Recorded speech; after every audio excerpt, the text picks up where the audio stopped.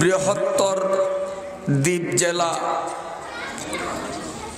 ভোলার ঐতিহ্যবাহী প্রাচীনতম ইসলামী বিদ্যানিকেতন আলীনগর আজিজিয়া দারুল উলুম মাদ্রাসার উদ্যোগে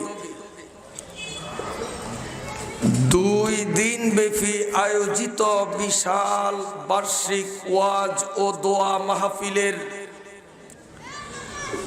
আজ শেষ দিনের দ্বিতীয় অধিবেশনের প্রথম পর্বের মুহতারাম সদরে জলসা সম্মানিত হাজিরিন,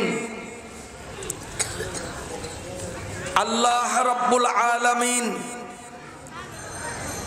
অসংখ্য প্রজাতির সৃষ্টি তৈরি করার পরেও রব্বুল আলামিনের মনের স্বাদ মিটাবার জন্যে তিনি মানব জাতিকে তৈরি করে মর্যাদার দিক থেকে মানব জাতিকে করেছেন তার সৃষ্ট সমুদয় বস্তুর উপর শ্রেষ্ঠত্বের মর্যাদায় সমাসীন।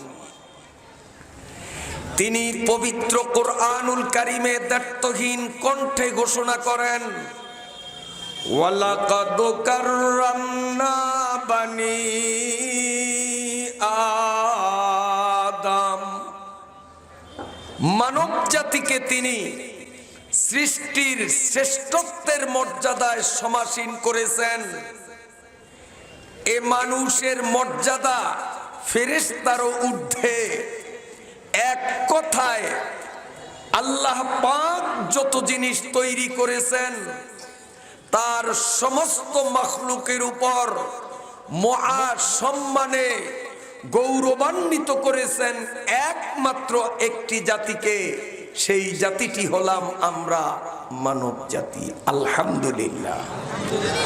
এজন্য জনৈক কবি বলেন, আদমি আদাদাই বাজব মুসলমা করদাই, আদমি আদাদাই বাজব মুসলমা করদাই, ऐ खुदा कुर्बा शवम ऐसा बरसा करदाई। আল্লাহ পাক আমাদেরকে মানুষ হিসাবে তৈরি করে শ্রেষ্ঠত্বের মর্যাদায় ভূষিত করলেন। কিয়ামত পর্যন্ত সিজদায় বুলুন্ঠিত অবস্থায় পড়ে থাকলেও এই নেয়ামতের শুকরিয়া আদায় সম্ভব নয়।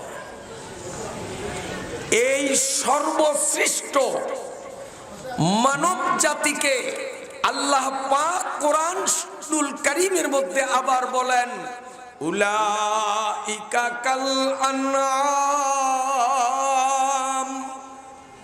আল্লাহ রাব্বুল আলামিন বলেন, ও দুনিয়ার মানুষরা, একদিকে তোমাদের মর্যাদা যেমন আমার সমুদয় সৃষ্টির উপরে, কিন্তু তোমাদের কর্মগুণে আবার তোমাদের অবস্থান এমন হবে, উলাইকা কাল আনআম, শুয়োর কুত্তা বিড়ালের মতো তোমরা হয়ে যাবে, চতুষ্পদ জন্তুর মতো।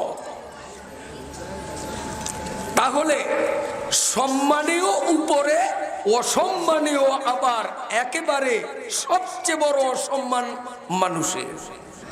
কেন? কারণটা হলো লাহুম কুলুবুল লা ইয়াফকাউনা বিহা ওয়া লাহুম আযানুল লা ইয়াসমাউনা বিহা ওয়া লাহুম আ'য়ুনুল লা ইউবসিরুনা বিহা।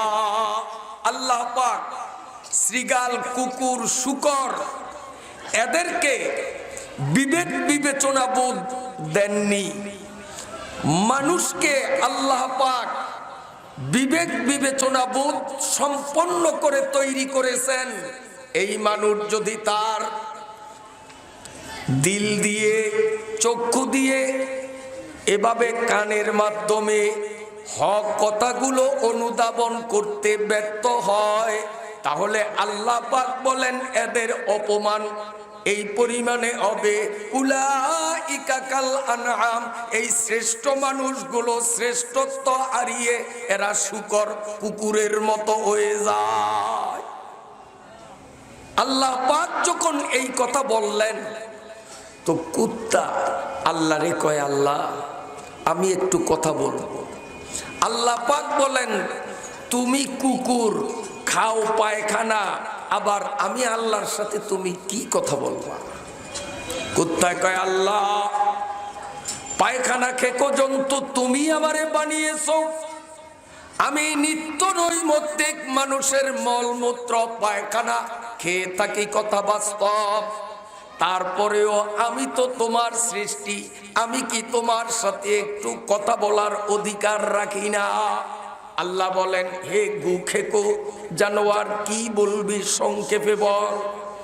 কুত্তা বলে, আল্লাহ তুমি উলাইকা কাল আনআম বলে একদল মানুষকে আমি কুকুরের সাথে তুলনা করেছো। আল্লাহ মনে বড় ব্যথা পেয়েছি, তুমি এই কথাটা উদ্র করলেই ভালো হয়, কারণ মানুষগুলাকে আমি কুকুরের সাথে তুলনা করলে আমার ইজ্জত থাকে না। কুত্তায় কয় মানুষে আমি কুত্তার সাথে তুলনা দিলে আমি কুত্তার ইজ্জত থাকে না। আল্লাহ কয় তুই খাও গু, তোর আর ইজ্জত কোথায়? কুকুর বলে, মাবুদ ওগো আল্লাহ, আমরা পায়খানা খাই ঠিক, আমরাই তোর প্রজাতের অসম্মানী জানোয়ার ঠিক, কিন্তু আল্লাহ যেই মানুষগুলাকে তুমি উলাইকা কাল আনআমের মাধ্যমে আমি কুকুরের সাথে তুলনা করেছো, এতে আমি কুকুর ব্যতীত হলাম, আমার মান সম্মানে আঘাত এনেছে। তার কারণ তুমি আমি কুকুরের দিকেও তাকাও আর মানুষগুলোর দিকেও তাকাও, তারপরে বিবেচনা কইর আমি কুকুরের অভিযোগ কতটুক বাস্তবসম্মত। আল্লাহ কয় বল কি বলবি? কুত্তায় কয়, আল্লাহ আমরা এক প্রসবে 8 থেকে 10-12টা বাচ্চা দেই, আর যেই মানুষগুলোকে কুত্তার সাথে তুলনা করেছো এই মানুষ এক প্রসবে খালি একটা বাচ্চা দেয়, কখনো একাধিক বাচ্চা খুব কম। সাধারণত মানুষের বাচ্চা এক প্রসবে একটাই হয়, আর কুকুরের 10-12টা। কথা ঠিক না বেঠিক? আল্লাহ কয় মাবুদ, আমরা যখন অন্তঃসত্ত্বা হই, পেটে বাচ্চা এসে যায়, জীবনে আমাদের 14 গোষ্ঠী থেকে নিয়ে কেউ কোনোদিন ডায়াগনস্টিক সেন্টারে গিয়ে লাইন ধরে নয়।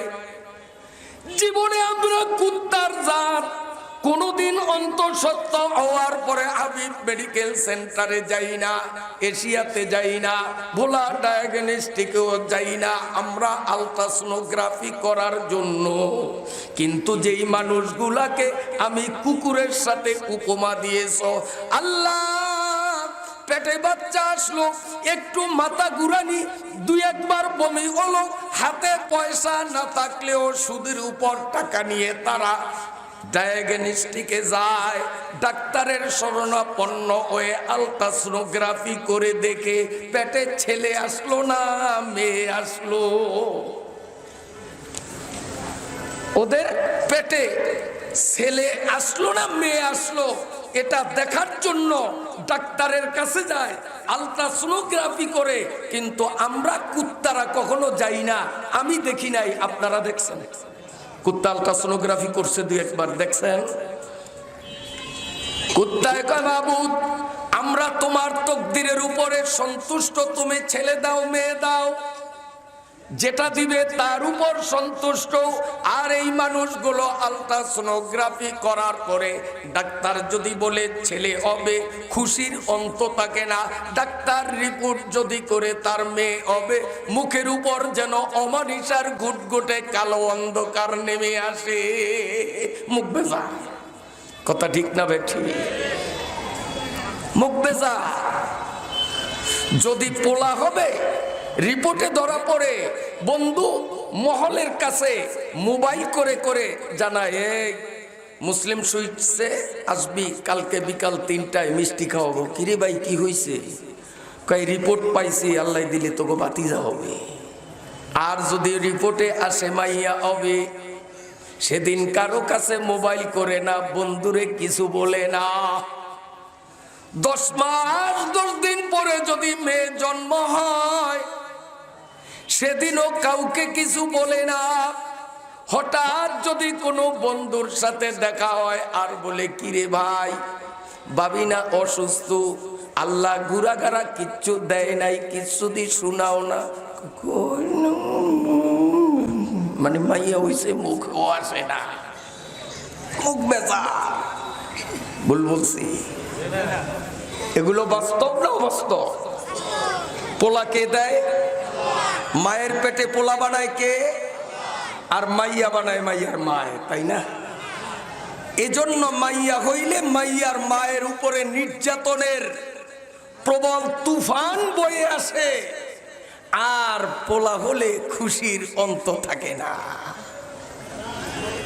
বোঝা গেল পোলা দেয় আল্লাহ, মাইয়া দেয় কন্যাদি মাইয়ার মা, মাইয়ার মা আল্লাহ। বিশ্বাস হয়? ভালো করে শোনেন, আধুনিক বিজ্ঞান পরীক্ষণ নিরীক্ষণ সমীক্ষণের পরে গোটা পৃথিবীর বিজ্ঞান ঐক্যমত পোষণ করেছে, প্রত্যেকটা পুরুষের বীর্যে 2টা পার্ট, নারীর বীর্যের প্রতিটা ফোঁটাতেও 2টা পার্ট রয়েছে।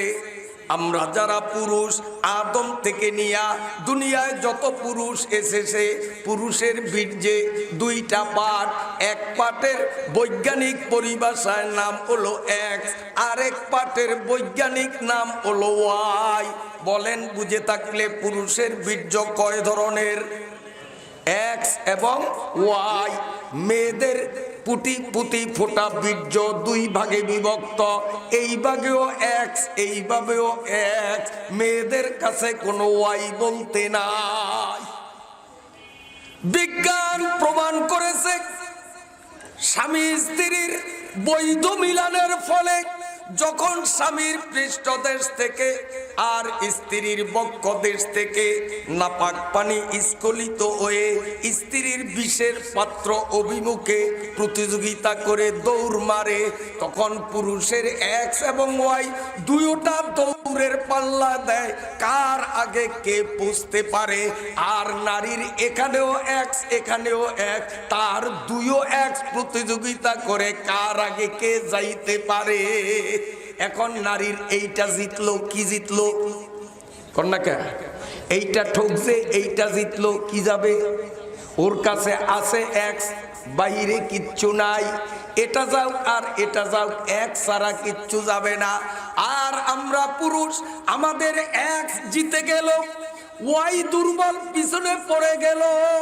নারীর যেটাই যাক এক্স যাবে, আর আমি পুরুষেরও এক্স গেল। এক্স প্লাস এক্স, 2 এক্স যখন পাত্রে মিলিত হবে, মহান আল্লাহ পাকের নিপুণ কুদরতে মহিলার পেটে মাইয়া হবে।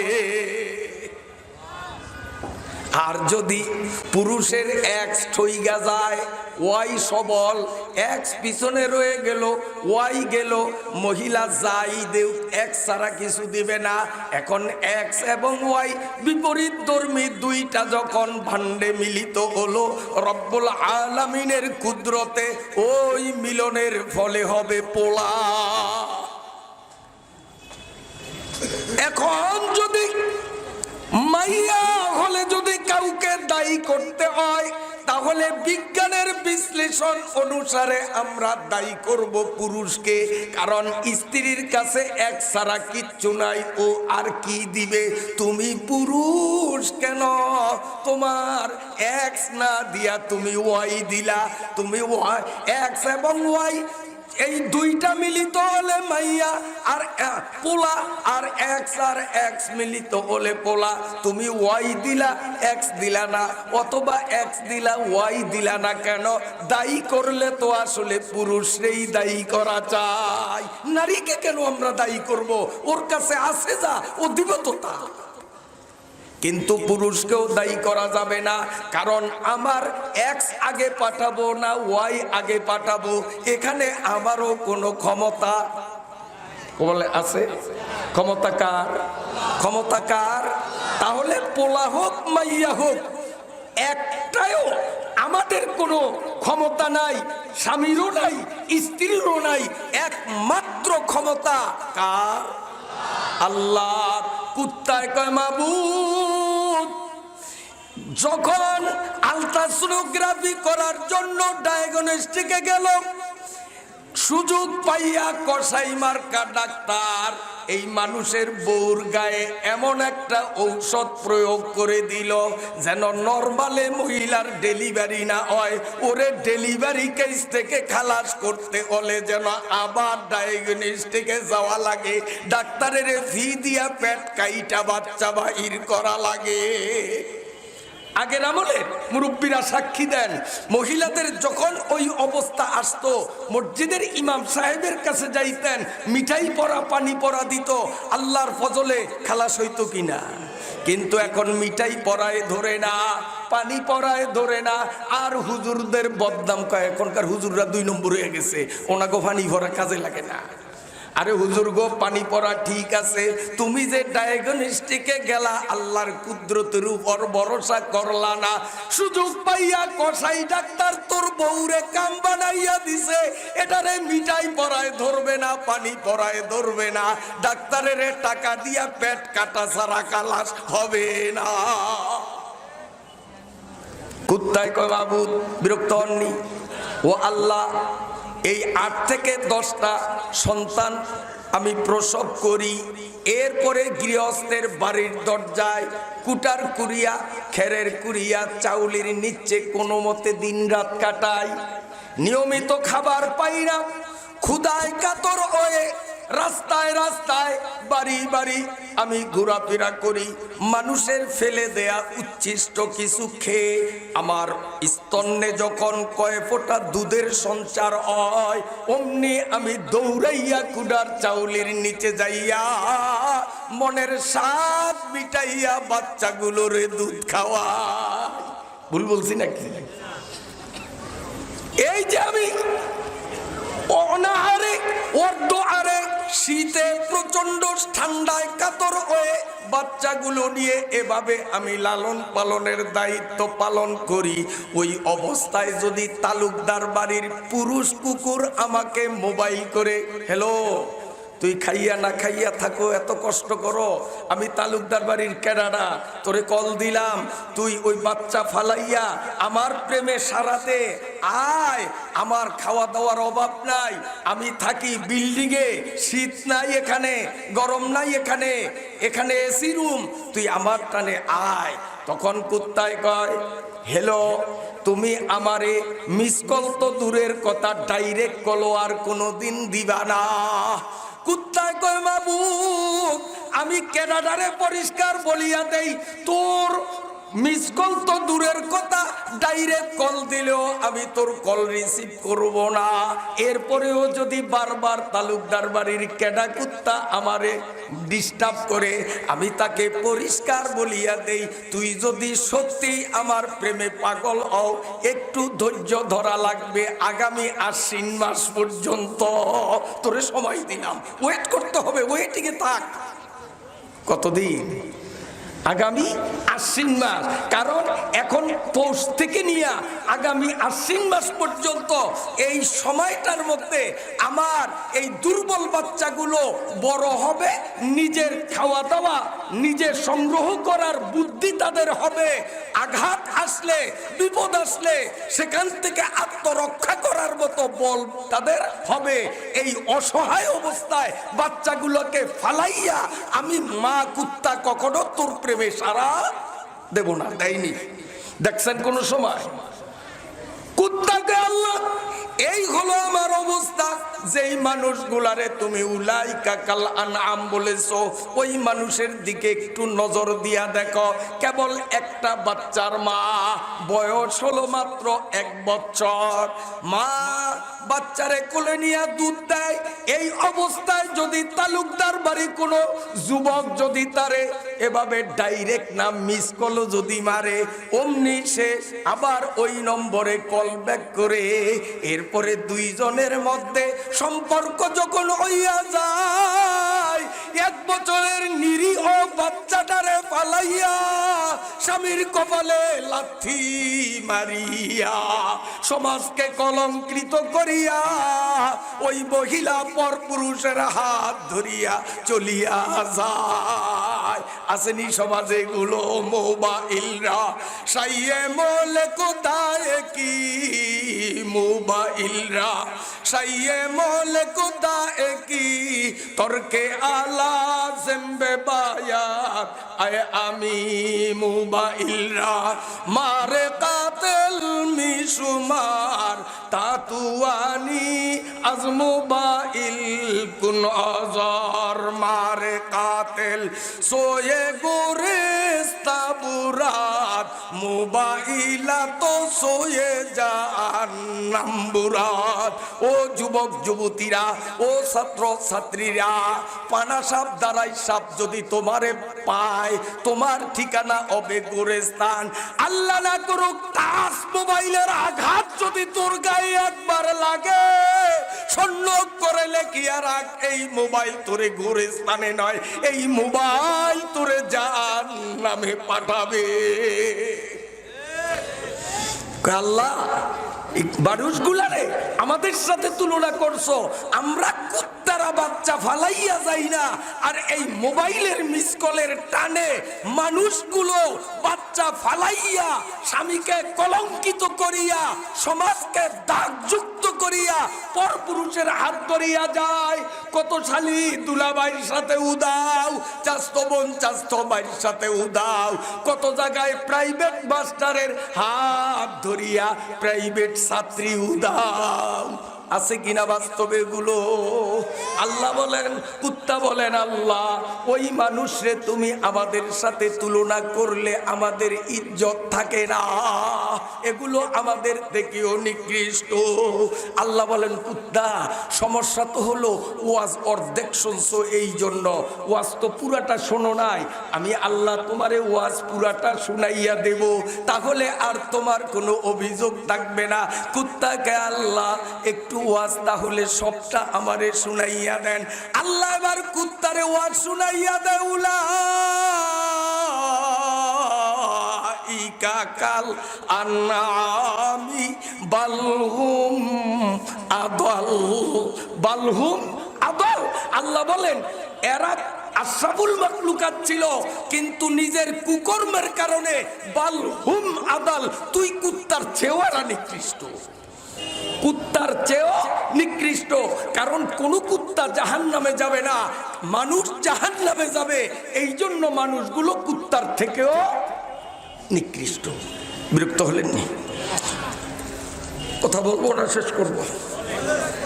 একদিন শুয়োরে কয়, আল্লাহ উলাইকা কাল আনআম, আপনি যে ঘোষণা দিয়েছেন আল্লাহ, আমি মনে খুব ব্যথা পাইছি, আমার ইজ্জতটা তো রইল না।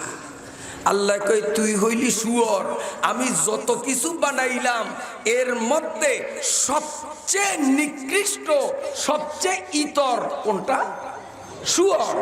ও নাজিসুল আইন, কুত্তার চামড়াও যদি আপনি লবণ দেন, মেডিসিন দেন, ওটাকে শুকান, ওটা পাক, ওটা ব্যবহার করা যাবে।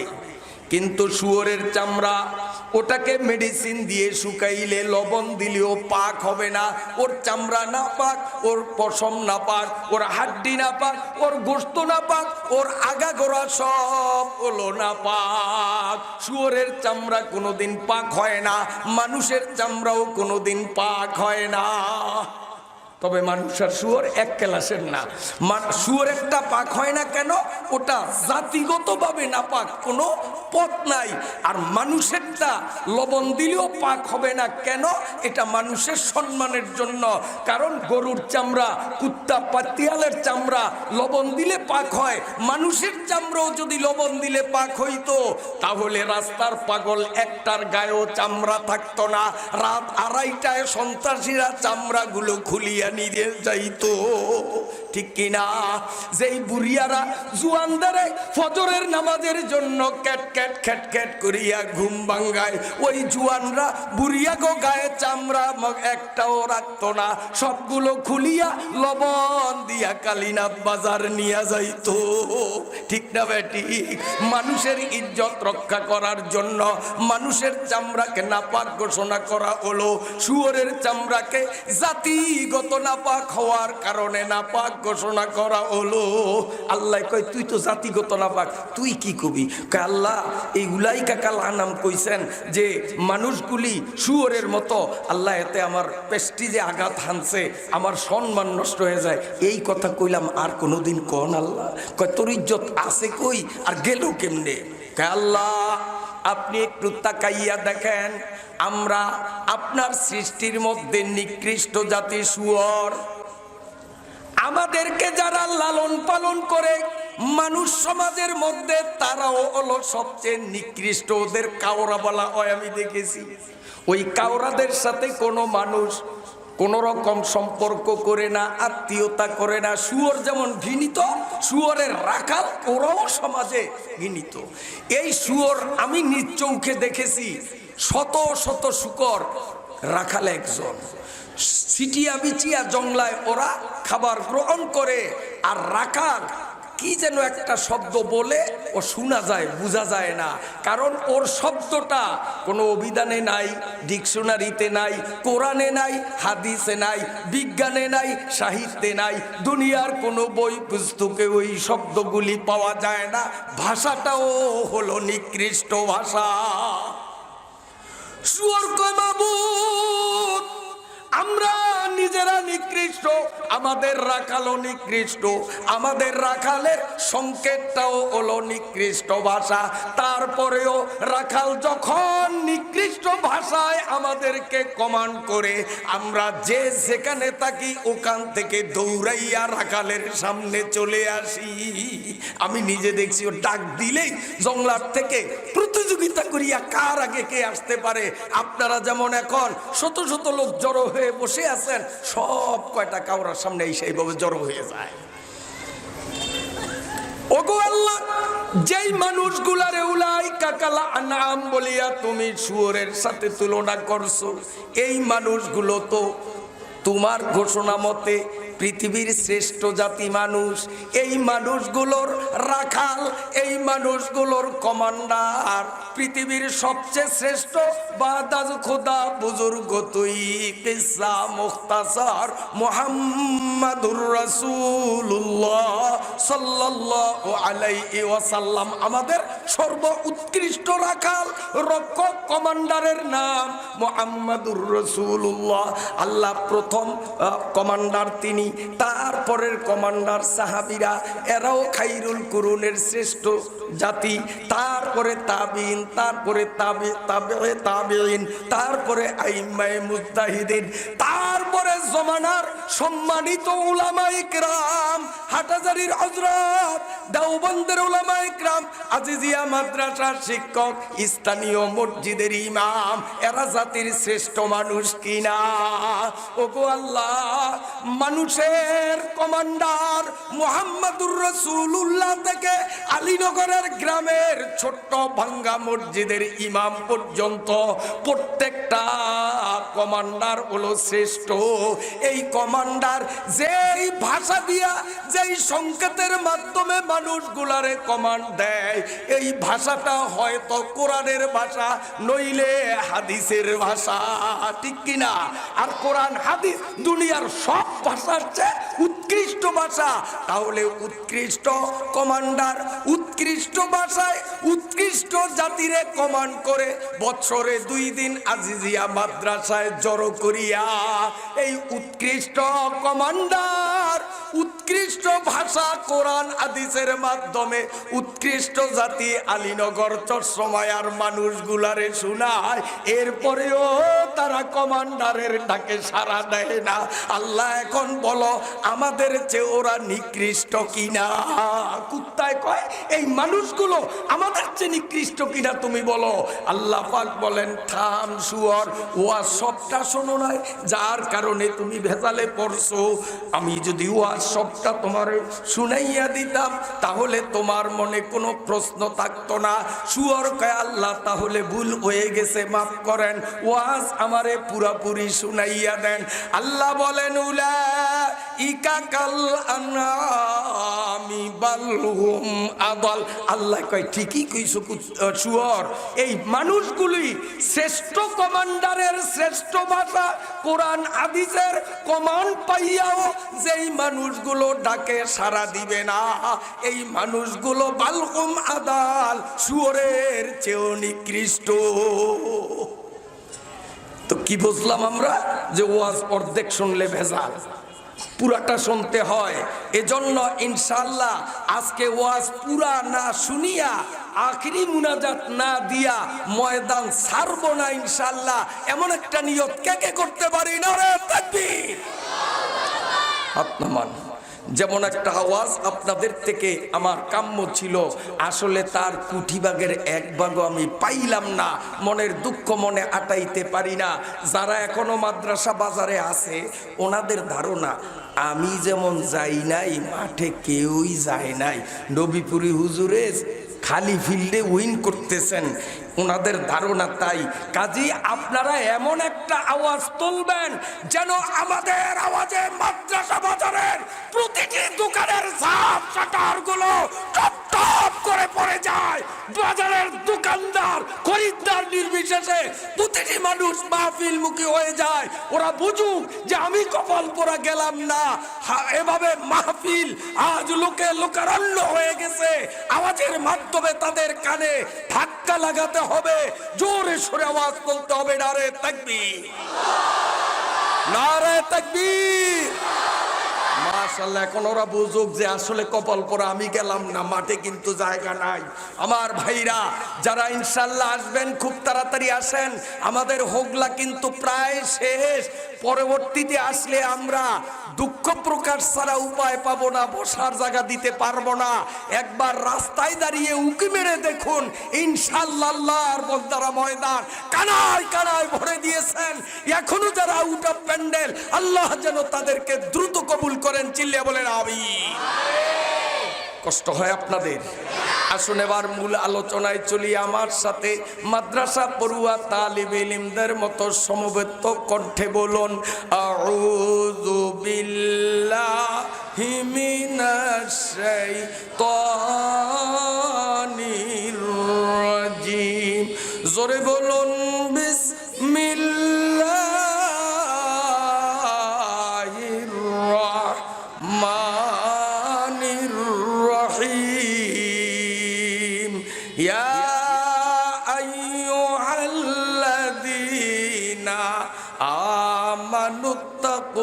আমানুত্তাকুল্লাহ হাক্কা তুকাতিহি ওয়া লা তামুতুন্না ইল্লা ওয়া আনতুম মুসলিমুন।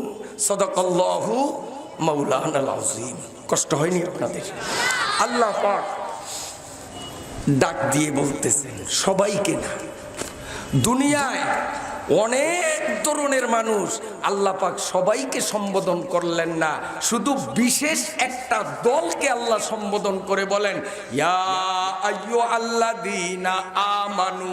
আল্লাহ বলেন যারা কলেমা লা ইলাহা ইল্লাল্লাহু মুহাম্মাদুর রাসূলুল্লাহ, এই কলেমায় বিশ্বাসী মুমিন যারা, তারা আমি আল্লাহর কথা শোনো। আল্লাহ বলেন তোমরা শোনো, শুধু ঈমান আনিয়া কলেমা পড়লেই চলবে না। ইত্তাকুল্লাহ হাক্কা তুকাতিহি, আমি আল্লাহকে যেমন ভয় করার তেমন ভয় করো। মরিও না, মুসলমান না হইয়া। এগুলো আয়াতের অর্থ। এই আয়াতের তাফসীর বা ব্যাখ্যায় তাফসীরের কিতাবের মধ্যে অত্যন্ত শ্রুতিমধুর শিক্ষণীয় অসংখ্য উপদেশ সমৃদ্ধ চমৎকার একটা ঘটনার উদ্ধৃতি তাফসীরের কিতাবে পাওয়া যায়। বলবো? শুনতে রাজি আছেন ইনশাআল্লাহ? আল্লাহু আকবার। শুনুন, বনি ইসরাইলের মধ্যে আমাদের নবী দুনিয়ায় আসার অনেক আগে, আমাদের নবী দুনিয়ায় আসার অনেক আগে বনি ইসরাইলদের মাঝে একটা যুবক ছিল, আনমেরিজ, অবিবাহিত, এখনো বিবাহ হয়নি। এই যুবকটা এলেমে, আমলে, ইবাদত, বন্দিগিতে, তাকওয়ায় ছিল পৃথিবীর প্রথম সারির যুবক। এখনো বিয়ে করে নেই, অথচ তার মধ্যে যে তাকওয়া, পরহেজগারি, খোদা ভীতি, ইবাদত বন্দেগীর তৎপরতা, যেটা উল্লেখযোগ্য ছিল। আর আমাদের দেশের যুবকরা এত সকালে না, মেট্রিকটা পাস কইরা নেই, এরপরে কয় সবে মাত্র পাস করলাম, চাকরিটা হয়ে নেই, তারপরে নামাজ ধরবো। চাকরি হলো, কয় এখনো না, একটু বিয়ে শাদী কইরা নেই, বিয়ে শাদী করার পরে এত সকালে কিসের নামাজ ধরবো, 2-4টার বাপ হয়ে নেই, বাপ হওয়ার পরেও কয় এত সকালেও নামাজের ধরার টাইম হয় নাই, একটু শ্বশুর হইয়া নেই। এইভাবে করতে করতে একদিন আসতে কবরে চলিয়া যায়। কথা ঠিক না বেটি? বন্ধুরা আমার, ওই যুবক ছিল ইমানে, আমলে, তাকওয়ায় উল্লেখযোগ্য। এই যুবকটা বহু খোঁজাখুঁজির পরে এমন একটা মেয়েকে তার বিবাহ বন্ধনে আবদ্ধ করলো, যেই মেয়েটা রূপ লাবণ্যতায়, সৌন্দর্যতায়, শারীরিক গঠনে পৃথিবীর মধ্যে ছিল ফার্স্ট লেডি, সবচেয়ে বড় সুন্দরী। আবার চারিত্রিক ব্যাপারে, ঈমান, আকীদা, আখলাক এবং তাকওয়ার ব্যাপারও ওই যুবক থেকে কোনো অংশে কম নয়। যেমন পুরুষ তেমন নারী। আল্লাহর ফজলে দুইজনের মধ্যে বিবাহ হলো। কারণ স্বামীও দিনদার, স্ত্রীও দিনদার, সেখানে শান্তি। যদি একটা দিনদার আর একটা বদ্দিন, ওখানে কিন্তু শান্তি হয় না। আমার পোলায় নামাজ পড়ে না, কোরআন শরীফ পড়বে দূরের কথা, আলিফ বাতা পড়তে জানে না, কিন্তু পোলাটারে বিয়ে করাবো, খোঁজ নেই মাইয়াই কোরআন শরীফ পড়তে জানেনি। আসেনি? সমাজে আসেনি কন? তাহলে আমার পোলা নামাজ পড়ে না, কোরআন শরীফ দূরের কথা, আলিফ বাতা জানে না, কিন্তু আমি নামাজি মাইয়া আনলাম, পর্দানিশী মাইয়া, কোরআন তেলাওয়াতকারিনী মাইয়া আনলাম। খোদার কসম, ওদের দাম্পত্য জীবনে শান্তি আসবে না। হয়তো দুইটা বদ্দিন হইতে হবে, অথবা দুইটা দিনদার হতে হবে, তাহলে কিছুটা শান্তির আশা করা যায়। দুইটা যদি দুই মুখী হয়, সেখানে শান্তি হবে না। অতএব ভালো মানের মাইয়া খোঁজ করার আগে পোলার বাবা, আমি আমার পোলারে ভালো বানান দরকার আছে কিনা। পোলা ভালো বানাইতে রাজি না, খালি ভালো মাইয়া টোকাই। যাক, বিবাহ শাদী হলো। বিবাহ শাদী হওয়ার পর নতুন দাম্পত্য জীবন। একদিন ছেলেটা তার স্ত্রীকে বলে, হে প্রিয়তমা স্ত্রী, যে মাননীয় বিচারক, আমার ভাই গেলেন পুণ্যের কাজ হজে, এই সুবাদে আমার ভাবি চরিত্রহীনা হইয়া দেশের যুবকদের সাথে অপকর্মে মত্ত, রাত হলেই তার অপকর্মের হিরিক জমে। আমি এর উপযুক্ত বিচার চাই। ভাবির চরিত্র নষ্ট, আমার ভাই গেলেন হজে, আর এই নষ্ট নারী যেই নষ্টামি করে, এর উপযুক্ত বিচার চাই। আসলে ভাবি নষ্ট, কথা কন্যা ও নিজে নষ্ট। আমাদের সমাজে এমন লোক বহুত আছে যাদেরকে সরজমিনে দিবালোকে স্পষ্ট আমরা দেখি পিস্তল হাতে, রাইফেল হাতে, লাঠি হাতে, সন্ত্রাসী, মুস্তানি, জঙ্গিবাদীতে ওপেন ফিল্ডে যারা কাজ করে, নিজেরা সন্ত্রাসী কাজ করিয়া নিজেরা নষ্ট হইয়া এই সন্ত্রাসী জঙ্গিবাদীর দায় ভাতটা চাপাইয়া দেয় টুপিওয়ালা, দাড়িওয়ালা, আলেম, উলামা এবং তোলাবাদের উপর। কথা ঠিক কিনা? যাদের উপরে জঙ্গিবাদের অপবাদ চাপিয়ে দেয়, জঙ্গিবাদ শব্দের অর্থ তারা জানে না, পিস্তল কিভাবে হাতে নিতে হয় এটাও তারা জানে না। এদেরকে বলে জঙ্গিবাদ, এদেরকে বলা হয় সন্ত্রাসী, এদেরকে বলা হয় রাষ্ট্রদ্রোহী। আসলে যত রাষ্ট্রদ্রোহিতা সন্ত্রাসী কর্মকাণ্ড ওরা নিজেরাই করে নিরীহ আমাদের উপর চাপাইয়া দেয়। এমন মানুষ আছে না? না বন্ধুরা আমার, এই দুষ্টদের বিচার দিল, হাকিম বলল এই বিচারের জন্য কমপক্ষে 4টা সাক্ষী লাগবে, 4 জন সাক্ষী প্রত্যক্ষদর্শী লাগবে, যারা কোর্টে এসে সাক্ষী দিবে আমরা 4 জনে অপকর্মে দেখেছি। তখন যুবক আসলো, তার বন্ধুদেরকে ডাকলো, 4টারে ডাকলো, ডাইকা কয় মামলা একটা করেছি, তোরা সাক্ষী দিতে ওরা কয় নাউজুবিল্লাহ, তোর ভাবির মতো একটা নেককার নিরীহ মানুষ, ওর বিরুদ্ধে এরকম সাক্ষী দিয়া ওরে জীবন নাশ করে দেওয়া, এটা আমাদের পক্ষে সম্ভব না। সম্ভব না, কটা পারবো না। অমনি পকেটে হাত দিয়া যখন নগদ টাকার বান্ডিল বাহির করছে টাকার লোভে, তখন ওই 4 জন কয় নিরীহ নিদোষী মানুষটার ইজ্জত থাক আর যাক, জীবন থাক আর যাক, আমি তো নগদ টাকা পাবো। টাকার লোভে পড়িয়া ওই 4 বদমাই সাক্ষী দেওয়ার জন্য প্রস্তুত হয়ে গেছে। আমাদের দেশে আছে না নাই এগুলো? কথা বলেন, আছে না নাই? আল্লাহ, যেদিন মার্ডার হলো, এই মার্ডার কেসের 1 নম্বর আসামি যে, সে কিন্তু ঘটনার দিন ছিল কক্সবাজার, এখান থেকে হাজারো মাইল দূর, ও দেশেও ছিল না, কিন্তু ওই ঘটনার 1 নম্বর আসামি। আর কোর্টে দাঁড়াইয়া ঘুষ খাইয়া একদল মানুষরূপী জানোয়ারগুলো হাকিমের সামনে বলে, স্যার কোপটা যে দিছে আমি ধরতে গেছিলাম, দাও ধরিয়া সারি নাই, আমার সামনেই কোপ দিচ্ছে স্যার, আমি হাজিরা ছিলাম। এইরকম সাক্ষী দেওয়ার নিয়ে লোক নাই আমাদের দেশে। এগুলো দোজকি দোজকি দোজকি দোজকি। জানি না আমার ঘড়ি আমাকে শেষ পর্যন্ত যাইতে দেয় কিনা। এই ঘটনার রন্ধ্রে রন্ধ্রে আমাদের সমাজের সংস্কারের জন্য, আমাদের সমাজের বিদ্যমান ভুলগুলোকে শুধরাবার জন্য অত্যন্ত চমৎকার দিক নির্দেশনা রয়েছে। আল্লাহ রব্বুল আলামিন এর মাধ্যমে আমাদের উপকৃত করুন, আমিন। সাইডায় টাকা খাইয়া মিথ্যা সাক্ষী দেওয়ার জন্য যখন কোর্টে রওনা দিল, মহিলা এই 4টারে সহ দেওয়ার এই 5টারে ডাকলো, ডাকিয়া কয় শুনিয়া আইয়ুহাল্লাযীনা আমানুত্তাকুল্লাহ, এই আল্লাহরে ডরা।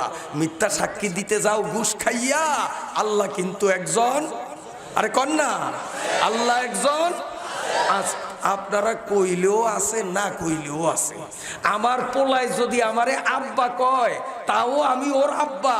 আমার পোলায় যদি আমারে কয় না আপনি আমার আব্বা না, তারপরেও আমি আব্বা, যেহেতু আমি জন্ম দিয়েছি। কি কয়? ও আমারে আব্বা বললেও আমি আব্বা, আব্বা না বললেও আমি আব্বা। আপনারা একমত কিনা? কিন্তু ও যদি আব্বা বলে, তা আমি আব্বার কাছে একটু ভালো লাগে। কথা কন না কা? আমার পোলায় আব্বা কইলেও আমি আব্বা, আব্বা না কইলেও আমি আব্বা, কিন্তু পোলায় আব্বা কইলে আমার কাছে। তো আপনারা আল্লাহ কইলেও আল্লাহ আছে, না কইলেও আছে। যদি কোন তা আল্লাহর কাছে ভালো লাগবে নি। তা আল্লাহর মনটারে একটু ভালো লাগানোর জন্য জোরে সরে কোন আল্লাহ আছে, আরো জোরে কোন আল্লাহ আছে। কয়জন? মাশাআল্লাহ। কয় আল্লাহরে ডরা, আল্লাহরে ডরা, খোদার গজবে ধরবো। কতর ওই সমস্ত কথা শুনি না। এখনো আমার প্রস্তাবে সম্মতি দে, মামলা উইথড্র করব, নইলে এই মামলাই তোর জীবন শেষ হবে। কত করে খোদার গজবে ধরবে, কতর ওই সমস্ত ওয়াজ চালে খুশিয়া। তো এই মুহূর্তে ওয়াজ চলে না। অনেক লোক আছে কয় এই জমানায়, এই মুভমেন্টে, এই পরিবেশে 1400 বছর আগের কোরআন চলে না। কয়নি? এগুলো ওই বেয়াদবের খালতো ভাই। কোরআন সার্বজনীন, কোরআন সর্বকালীন, কিয়ামত পর্যন্ত কোরআন থাকবে থাকবে থাকবে। এই কোরআনকে উচ্ছেদ করার জন্য, ইসলামকে দুনিয়ার থেকে মুছে ফেলার জন্য ইহুদি খ্রিস্টানরা সরাসরি পদক্ষেপ নিয়ে ব্যর্থ হয়ে নামধারী টুপিওয়ালা দাড়িওয়ালা কিছু আলেমদেরকে কিনে নিয়ে গভীর ষড়যন্ত্রের মাধ্যমে ইসলামকে মুছে ফেলার ষড়যন্ত্রে তারা লিপ্ত হলেও আমরা দায়িত্বহীন কণ্ঠে ঘোষণা দিব, ওই ভণ্ডদের ভণ্ডামিতে ইসলামকে মুছতে পারবে না। আমরা মুসলমানরা উলামায়ে কেরামদের নেতৃত্বাধীন থেকে জীবন বাজি রেখে কোরআনের সপক্ষে ময়দানে থাকবো। কে কে রাজি আছি? নারায়ে তাকবীর, নারায়ে তাকবীর। যেই দলে উলামা আছে আমরা সেই দলে আছি, আত্মান ঠিক কিনা? যাদের পিছনে থাকবে ইঞ্জিনিয়ার, যাদের মুরব্বি হলো প্রফেসর, যাদের মুরব্বি হবে এইভাবে ডাক্তার, জেনারেল শিক্ষিত, ওর মাথায় যত বড় পাগড়ি থাক, গাল ভরা যত দাড়ি থাক, এগুলো ভণ্ড, এগুলো ভণ্ড, এগুলো ভণ্ড। ওই ভণ্ডদের দলে আমরা মুসলমান নাই। আমরা মুসলমান থাকবো যাদের পেছনে গাইডে রয়েছে হযরত উলামায়ে কেরাম, হক্কানি পীর বুজুর্গ, যাদেরকে গাইড দেয় আমরা মুসলমান, তাদের পক্ষে জীবন বাজি রেখে আমরা আছি ইনশাআল্লাহ। বন্ধুরা আমার, যত ভয় লাগাইলো মহিলা রাজি হলো না। শেষ পর্যন্ত কোর্টে গিয়ে বিচার দিল, সাক্ষী দিল, রায় হয়ে গেল। একে কোমর পর্যন্ত মাটির মধ্যে পুঁতা হবে, বৃষ্টির মতো পাথর নিক্ষেপ করে তার জীবন লীলা সাঙ্গ করা হবে। আগামী শুক্রবার জুমার নামাজের পরে লক্ষ জনতার সমাবেশে এটা রায় হলো। এখন ওই রায়ের কপি আইনা কয় ভাবি এই দেখো কোর্টের রায়, শুক্রবার পর্যন্ত তোমার সময়, এখনো সময় থাকতে আমার প্রস্তাবে সাড়া দাও, নইলে কিন্তু শুক্রবারই খেলা চলবে। মহিলাটা এইভাবে রায়টা পড়লো, পড়িয়া আবারও ওয়াজ শুরু করলো, ইয়া আইয়ুহাল্লাযীনা আমানুত্তাকুল্লাহ, আল্লাহরে ডরা, আল্লাহরে ডরা, মামলা উঠা, আমি নিরীহ নিরপরাধ, আমার বিরুদ্ধে এত বড় কঠিন মামলা উঠা, আল্লাহর গজবে ধরবে। কত গজব টজব আমরা বুঝি না। বুড়ি আঙ্গুল দেখাইলো। আল্লাহ রাব্বুল আলামিনের কুদরতে সঙ্গে সঙ্গে দাওয়ারের চোখ দুইটা অন্ধ হয়ে গেল। চোখের যাতনায়, চোখের ব্যথায় দিবারাত্রিতে ঘুম পড়তে পারে না। ঘুষ খাইয়া যেই চারটায় সাক্ষী দিল, আপাদ মস্তক গোটা শরীরের অবয়বগুলো পচন লেগে গেছে, সারা শরীরের খাউজানি সইতে পারে না।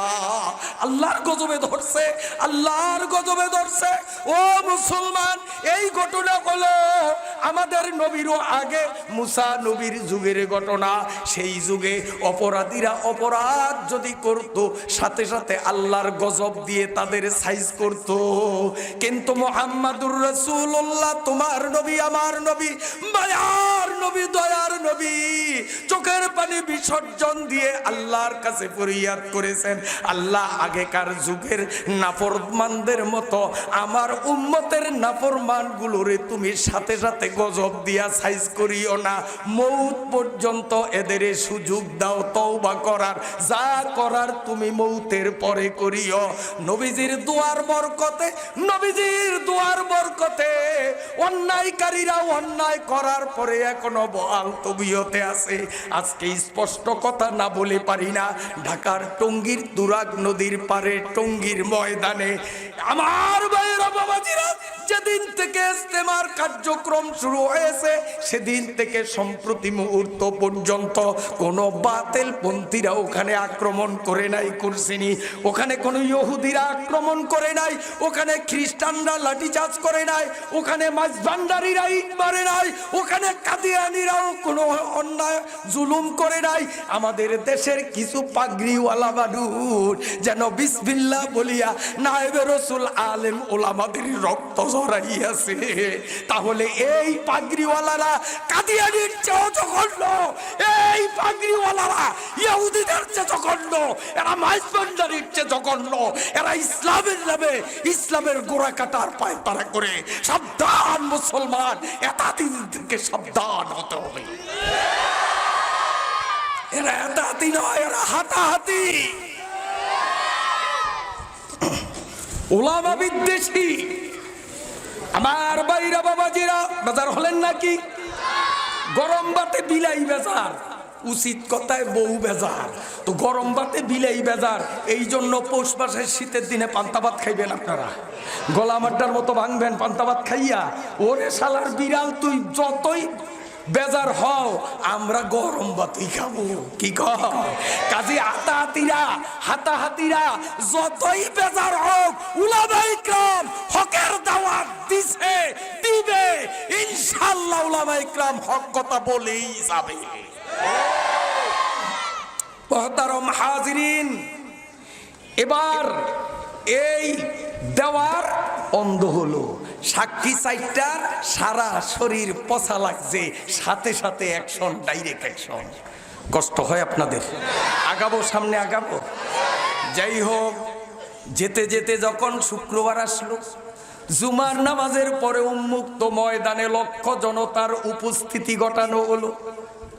সরকারি ব্যবস্থাপনায় কমর সম গর্ত খোঁড়া হলো। ওই গর্তের মধ্যে মহিলাকে দাঁড় করিয়ে তাকে মাটি চাপা দেয়া হলো। দেশের আপামর জনগণ ঘৃণা ভরে পাথর মারতে লাগলো যে ও এত বড় নেককার পর্দানিসীন আল্লাহওয়ালা মনে করছি, ওর পর্দার তলে এত বড় অন্যায়। মানুষের একটা যে ঘৃণা আসছে, বৃষ্টির মতো চতুর্দিকে পাথর। তাফসীরের কিতাবের মধ্যে লেখে পাথর মারতে মারতে মারতে মারতে মারতে মারতে এত অসংখ্য পাথরের স্তূপ হয়ে গেছে, মহিলাটা পাথরের নিচে চাপা পড়ে গেছে, আর তাকে দেখা যায় না, একদম পাথরের নিচে হারিয়ে গেছে। দেশের জনগণ ঘৃণা ভরে বলে ও পাথর চাপায় পশুক গলুক, ওর এখানেই শেষ হয়ে যাক, ওকে সুন্নতি কায়দায় সসম্মানে আমরা কবরে সমাহিত করব না, দাফান করব না। ওর পর্দার তলে এত বড় অপরাধ, ওর পর্দার নিচে এত বড় অপরাধ। দেখলেন এক সন্ত্রাসী নিজে সন্ত্রাসী করিয়া নিরীহ মানুষটাকে সন্ত্রাসী সাব্যস্ত করিয়া দিল। আমার ভাইরা বাবাজিরা, পাথর মারতে মারতে পাথর চাপা দিয়ে জনগণ যখন গৃহে প্রত্যাবর্তন করল, ময়দান লোকশূন্য হয়ে গেল। বিকাল 4টা 4:30 আনুমানিক। এই টাইমে এক রাখাল শতাধিক ছাগল চড়িয়ে ওই ছাগলগুলো নিয়ে ওই পথে যখন প্রত্যাবর্তন করছিল তার নিজ বাসগৃহে, লোকটা ছাগলগুলো দাঁড় করিয়ে চিন্তা করে, আমি তো ছাগল নিয়ে এই পথেই সকালে গিয়েছিলাম, একটা পাথরের চিহ্ন তখন বিদ্যমান ছিল না, এখানে এতগুলো পাথর স্তূপ কেন করা হলো? ঘটনা কি? কারণ তখনকার দিনে ফেসবুক ইন্টারনেট ছিল। এখন তো এক জায়গায় কিছু হইলেই সেকেন্ডের মধ্যে গোটা বিশ্ব জানিয়ে যায়। ওই যুবক বলেন, সকালবেলা ছাগল নিয়ে গেলাম, আমি পাথরের চিহ্ন পাইনি, এখন এতগুলো পাথর এখানে কারণটা কি? ছাগলগুলো আটকে রেখে ওই পাথরের চতুর্পার্শ্ব দিয়ে প্রদক্ষিণ করছিল আর ভাবছিল। হঠাৎ পাথরের ভিতর থেকে মহিলা কণ্ঠের করুণ আওয়াজ তার কানে ভেসে আসলো, আল্লাহু আল্লাহু শব্দ ভেসে আসলো। রাখে আল্লাহ, মারে কে? মারে আল্লাহ, রাখে কে? মহিলা মরে নাই, ওই মহিলার হায়াত আছে, গোটা দুনিয়ার শক্তি তাকে মারতে পারবে না। হায়াত ফুরিয়ে গেলে গোটা দুনিয়া তাকে রাখতে পারবে না। এখন ওই যুবক মনে মনে সিদ্ধান্ত নিল, জুয়ানরা ভালো করে শোনো, তুমিও জুয়ান আর রাখালো জুয়ান, তুমি এভাবে 8 pass 9 pass SSC pass IA pass BA pass degree অর্জন করছো যুবক, আর মূর্খ যুবক সে কেমন যুবক, তুমি কেমন যুবক? তোমার আগামী দিনের এই যৌবনটাকে তুমি কোন ধাইজে বানাবা, তোমার সিদ্ধান্ত তোমাকেই নিতে হবে। মুরাদে মা নসিহত বুদ গপতে হাওয়ালাত বা খোদা কর দে মরাবতে। আসলে আমি বক্তা নই, আমি আপনাদের খাদেম। এই মাদ্রাসার এক সময়ের ছাত্র ছিলাম, এখন এই মাদ্রাসায় খিদমতের সুযোগ দিলেন। সারা বাংলাদেশে টেকনাফ থেকে তেতুলিয়া ওয়াজ করি, তফসির করি, এখানে তফসির করার যোগ্যতা নাই। এই মাদ্রাসার ছাত্র হিসাবে আপনাদের একটু সবক শুনাই। ওয়াজ তো আরেক জায়গায় করব, এখানে কি ওয়াজ করার ক্ষমতা আমার? ওয়াজ তো আসতেছে আমার পরে ইনশাআল্লাহ। ওয়াজ কারে কয় দেখবেন আজকে, জীবনে বহু শুনছেন, আজকেও শুনবেন ইনশাআল্লাহ। কলিজাটা ঠান্ডা হয়ে যাবে। সেই মহামান্য আজকের প্রধান অতিথি এসার পরে আমাদের ময়দানে তার ইনশাআল্লাহ মুখ নিঃসৃত সুললিত কণ্ঠের শ্রুতি মধুর বয়ান দিয়ে আমাদেরকে ইনশাআল্লাহ প্রাণ ভিজিয়ে দিবেন। আল্লাহ কবুল করেন আমিন। তা আমি একটু সবক শোনাই, ওয়াজ আপনার করে শোনাবো না,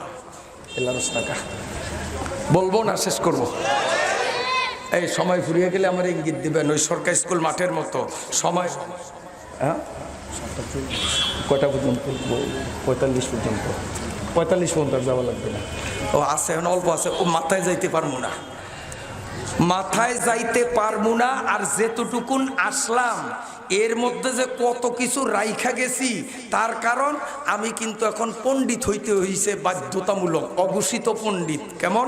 2 পণ্ডিতে বসছে মুড়ি খাইতে। তে এক পণ্ডিতে ওয়াজে যায়, আরেক পণ্ডিতে জীবনে ভুলেও ওয়াজে যায় নাই, মুড়ি পরিমাণে কম। তো যেইটাই ওয়াজে যায় না, এইটার মতলব খারাপ, যে ওরে কথার ফেস মাইরে লাগাইয়া মুড়ি যা আছে সব বর্ডার ফাসার করবো। তো কয়, এই আমি তো ওয়াজে টোয়াজে যাই না, তুই তো আলীনগর যাও, ওই সরকারি স্কুল মাঠে আস্তে আস্তে যাও। আব্বাসী হুজুরের 7 দিন ব্যাপী তফসিরে ইউসুফ জুলেখার কিচ্ছা শুনছ? আমার একটু ইউসুফ নবীর কিচ্ছাটা শুনারে বাবা, ভাইয়া একটু শুনারে। তো এই পণ্ডিতে বোঝে যে ও তো ইউসুফ নবীর কিচ্ছা শুনবো না, আমারে কথায় লাগাইয়া মুড়ি যা আছে ও বর্ডার পার করবে, কারণ হে তো পণ্ডিত বুঝছে। কয় বেটা তুই খাওয়া শুরু কর। তো আগা গোড়া ইউসুফ নবীর ঘটনা আব্বাসী হুজুরে যা শুনেছে তোরে আমি সব শুনিয়ে দেব। তো ও চিন্তা করছে আব্বাসী হুজুরে 7 দিনে শেষ করতে পারে না, ও আর কদ্দূর পারবে। কয় বেটা তুই শুনা, খামু পরে খামু, একটু শুইনা নেই। কয় শোন, এক ব্যক্তির এক পোলা, পোলাটার নাম ইউসুফ, পোলাটা হারাইয়া গেছে। অনেক দিন পর পোলা পাওয়া গেছে, বাপ পুত একসাথে হইছে। কিসা শেষ, তুই খাইলে খা, না খাইলে না, আমি শুরু করলাম বিসমিল্লাহ। ইউসুফ নবীর কিসা শেষ হয় না? এই কিসা শেষ হয় নাই? পণ্ডিতে কেমন কায়দায় শেষ করিয়া দিল। তা আমিও এই আয়াতের তফসির এই পণ্ডিতই আপনার করে শোনাবো, কারণ গড়ি আমারে বাধ্য করছে, সুযোগ দেয় নাই। দোষ আমারও না, আপনাকেও না, দোষ গরিব। ও আস্তে আস্তে যদি চলতো তা আমি আরেকটু আগাইতে পারতাম। কথা বলবো ইনশাআল্লাহ। আমার ভাইরা বাবাজিরা, এই মহিলার পাথরের নিচে দাঁড়িয়ে দাঁড়িয়ে আল্লাহু আল্লাহু আওয়াজে জিকিরে মগ্ন। এবার যুবক চিন্তা করলো, কোন দুষ্টরা কার প্রাণ নাশ ঘটাবার জন্য এমন গর্হিত কাজ করলো।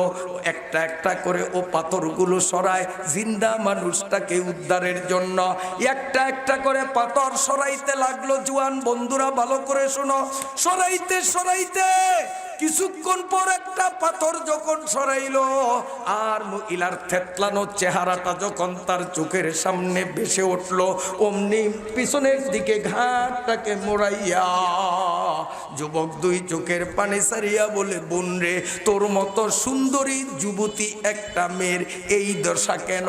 কে বা কারা কি কারণে তোরে এইভাবে হত্যার চেষ্টা করেছে?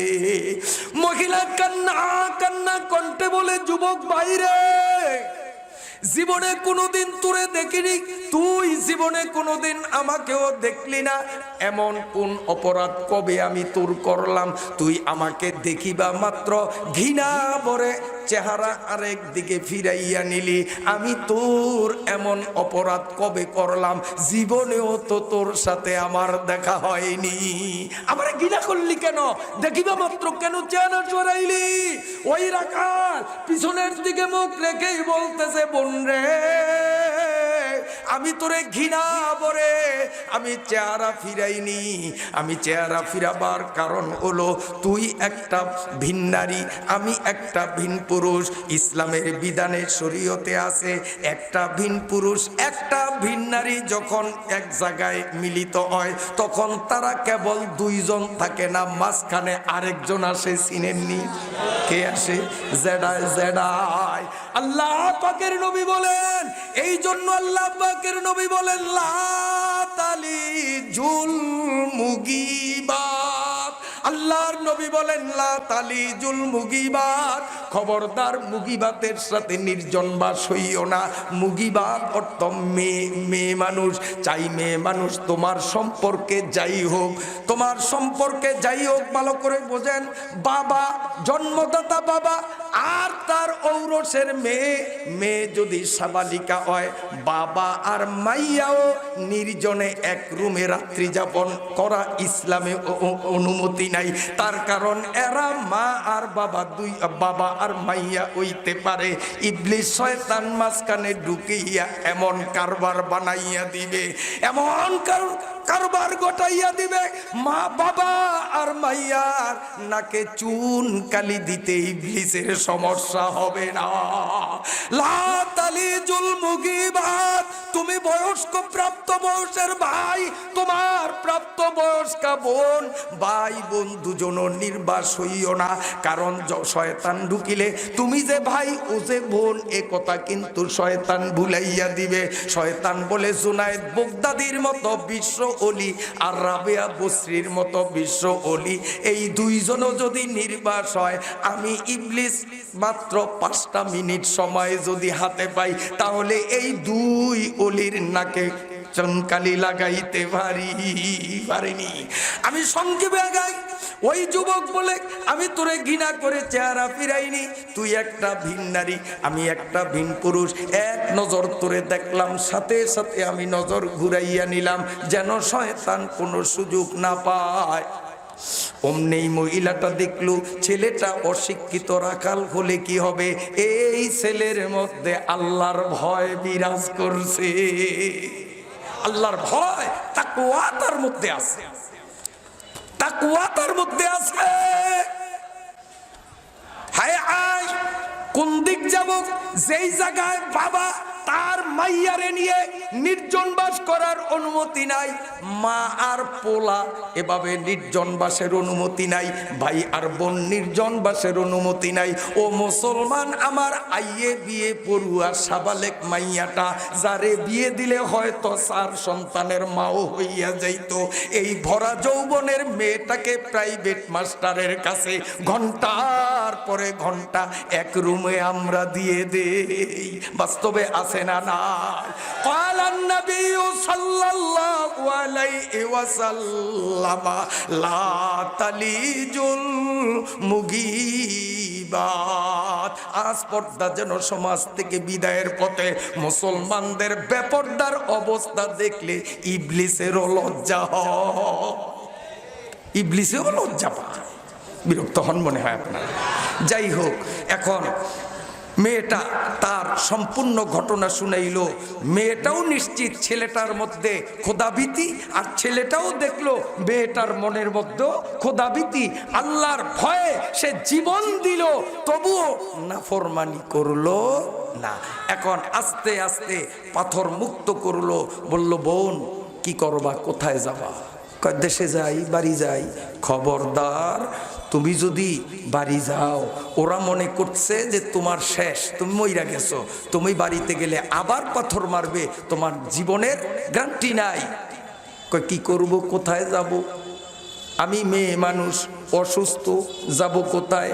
যুবক বলে, তুমি যদি ইচ্ছে করো আমার আশ্রয়ে থাকতে পারো। আমি একটা মানুষ, আমার একজন স্ত্রী আর ছোট্ট নাবালেগ একটা মেয়ে, আমার শীর্ণ জীর্ণ ঘরের একটা কামরা তোমারে ছেড়ে দেব। আমার অপ্রাপ্ত বয়সের মেয়েটা তোমার খিদমতের জন্য দিয়ে দিব। তোমার মতো একজন আল্লাহ ভক্ত মানুষের খিদমত করা এটা ভাগ্যের ব্যাপার। তুমি যদি রাজি হও তা আমি তোমার খিদমত করব, তোমারে আশ্রয় দিব। মেয়েটা রাজি হলো যে না, ছেলেটা যখন আমাকে দেখিবা মাত্র চেহারা ঘুরাইছে, ওর মধ্যে তাকওয়া আছে, আমি ওর আশ্রয়ে গেলে আমার সতীত্বের উপরে কোনো আঘাত আসার ভয় নাই। রাজি হলো। টুক টুক টুক টুক করে দুজন হেঁটে হেঁটে যখন তার বাড়ির আঙ্গিনার কিনারে উপনীত, সন্ধ্যা গনিয়ে আসছে, পশ্চিম আকাশে দিনের সূর্য অস্তমিত যাওয়ার উপক্রম হয়ে গেছে। ঠিক ওই মুহূর্তে রাখালের বাড়িতে একজন বহিরাগত মেহমান এসেছে। বোঝেন নাই? মেহমান মেয়েটার দিকে ওই যে এক নজর সাউন্ড যায়, এক নজর, এইটা এক নজর মানে নজর পড়লো সাথে সাথে সরাইয়া দেওয়া, নজর পড়ার পরে স্থিরভাবে রাখা, এটার অনুমতি শরীয়তে নাই। ওরে শয়তানি ধরছে, ওরে শয়তানি ধরছে। এখন মেয়েটাকে একটা রুম দেয়া হলো, খিদমতের জন্য নাবালেক মেয়েটাকে দেয়া হলো, মেহমানকে বারান্দা করে জায়গা দেওয়া হলো, রাত্রের খানা পরিবেশন হলো। কি আর খাবে, ওর মনে তো তুফান চলতেছে, সময় কখন আসবে, সময় কখন আসবে। রাত গভীর, রাখাল তার স্ত্রীকে নিয়ে নিজস্ব কামরায় ঘুমন্ত, মেহমান কিন্তু এক প্রহরের জন্য ঘুমায় না। মেহমান যখন নাক ডাকার আওয়াজ পাইল, সে নিশ্চিত হইল ওরা ঘুমন্ত, এই সুযোগেই আমার মনের অভিপ্রায় পূরণের উপযুক্ত সময়। এই দুষ্ট রাখাল, এই দুষ্ট মেহমান আস্তের পরে মেয়েটার রুম পর্যন্ত গেল। ঘর ছিল কাঁচা ঘর, পাতার বেড়া, এভাবে পাতার ছাউনি, ও তার হাতের ছুরি দিয়ে পাতার বেড়ার বান কাটিয়া রুমের মধ্যে ঢুকিয়া দেখে অসংখ্য পাথরের আঘাতে যেই নারীর সারা শরীর থেতলানো, এই অসুস্থ মেয়েটা ওই অবস্থায় বসে বসেও দুই চোখের পানি ছেড়ে মাওলার জিকিরে মগ্ন। ও যুবকরা, ওই অবস্থায় জিকির তার উপরে বাধ্যতামূলক ছিল না, আবার তার শরীরটাও অসুস্থ, বিশ্রামের বিশেষ প্রয়োজন ছিল। ওই অবস্থাতেও মেয়েটা বিনিদ্রভাবে মাওলায় পাকের নফল ইবাদত জিকির করে।